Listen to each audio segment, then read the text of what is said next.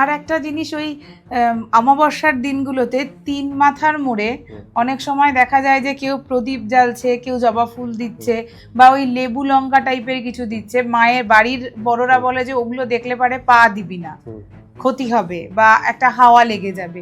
সেটাও কি ওই নেগেটিভ এনার্জির জন্যই? না, এবার অমাবস্যার রাতে যারা করে না, প্রদীপ দেয়, দেখবেন তেলের প্রদীপ দিয়ে দিচ্ছে চৌরাস্তার মোড়ে, বা লেবু লঙ্কা। লেবু লঙ্কাটা সবার থেকে ভুল করে। আমি বহু দোকানদারদের দেখেছি শনিবার বা মঙ্গলবার করে লেবু লঙ্কা চেঞ্জ করে চুপ করে বাইরে রাস্তায় ফেলে দিচ্ছে।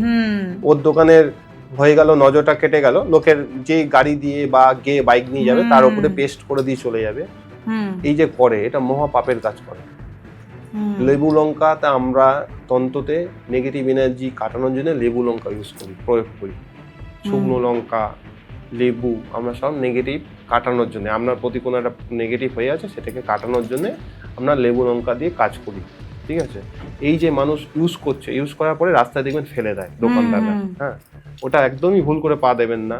আর শনিবার দিন কোনোদিন জবা ফুল রাস্তায় পড়ে থাকবে, শনিবার এমনিও শনিবার দিন দেখুন, জানেন না পা দিয়ে ফেললেন একটা আলাদা ব্যাপার, যাচ্ছেন পা দিয়ে ফেললেন আলাদা ব্যাপার, কিন্তু এই যে পুজো করে মানুষ চলে যায় দেখবেন শনিবার দিন তেল দিয়ে সর্ষের তেলে প্রদীপ লাগিয়ে একটা জবা ফুল ছড়ে, ভুল করে ওই পাশ থেকেই যাবেন না অন্তত শনিবার দিন।